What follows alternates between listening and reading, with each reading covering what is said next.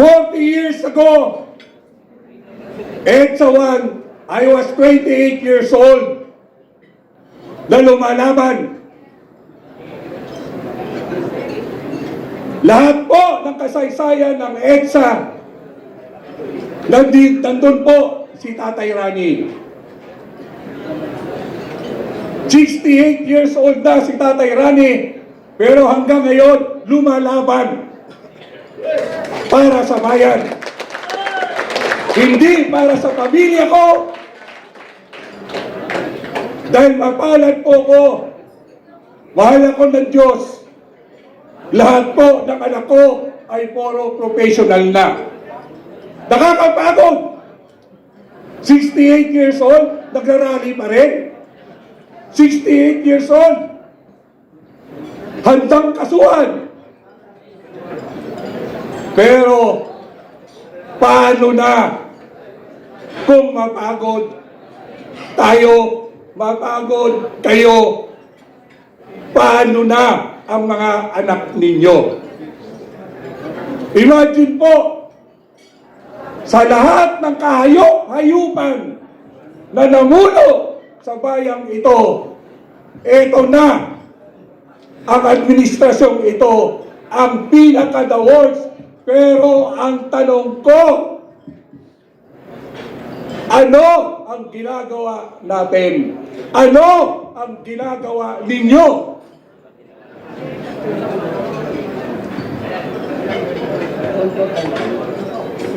Magising na po tayo. Ang pagbabago po na hinihiling natin magsisimula sa sarili natin. Ngayon pa lang, patunayan natin na lahat tayo na nandito ngayon ay tunay na mahal natin ang ating bayan.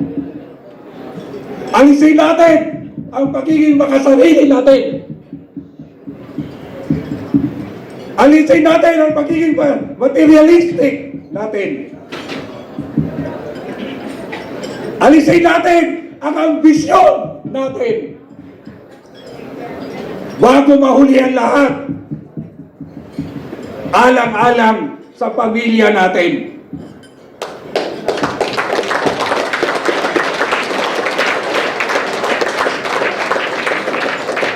Dumayo po kayo sa Metro Manila na ang baon nyo ay pag-asa.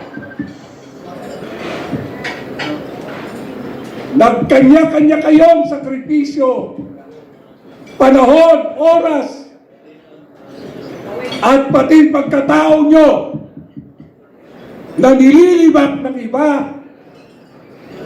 Pero nandito kayo ngayon dahil gusto nyo ng may pagbabago. Ulitin ko po, ano pa bang resibo ang kailangan natin para mamulat tayo? Nakakainggit ang mga bayani natin noon. Dahil lantad sila na lumalaban. Ang daming gustong lumaban, ayaw naman humantad.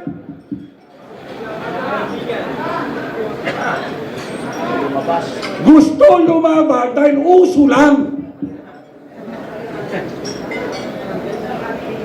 Matapang lang sa social media. Ang kailangan natin ngayon bilang isang Pilipino, bilang nakakaintindi, mapanat tayo dahil pinili tayo ng mga iilan na ipaglaban natin ang bayan natin at ang kapwa kababayan natin.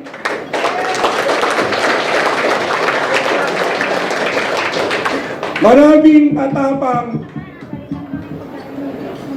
pero sa totoo, duwag!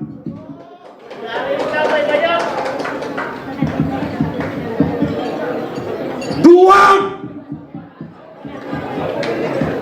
Duwag na isigaw ang katotohanan. Duwag ipaglaban ang tama. Pasensya ho kayo sa aking pananalita. Hindi ko rin ho gusto bitawan ang mga katagam ito. Pero sa nakita ko po, wala nang ibang paraan kundi buksan ang isip natin, puso natin, buhayin natin ang pagiging isang Pilipino natin.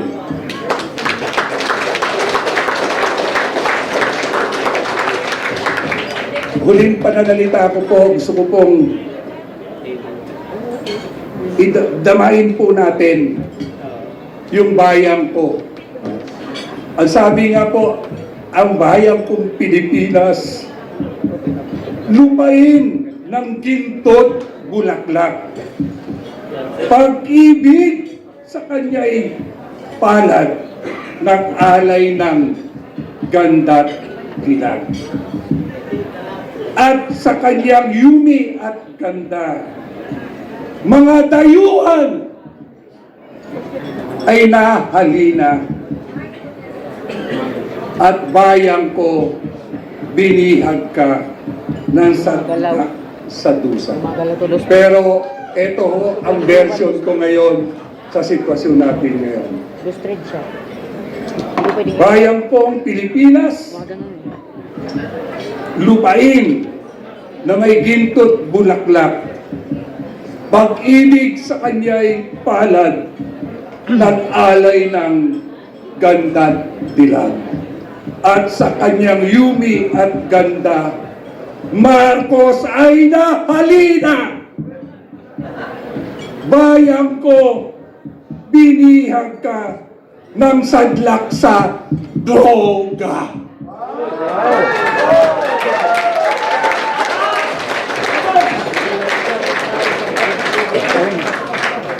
Ang droga ho ay health problem.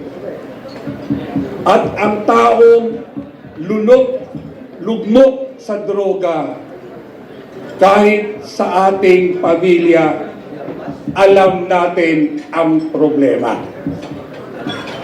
Pag may anak, membro tayo na biktima ng droga, unang-unang tinatamaan ang kamembro ng pamilya. Pag nakawang ka, lapastanganan ka, at higit sa lahat, pagbabantaan ka. Lalo na ngayon. Sa nangyayari po sa atin ngayon, hindi po ito kaisipan ng isang leader na nasa tamang kondisyon.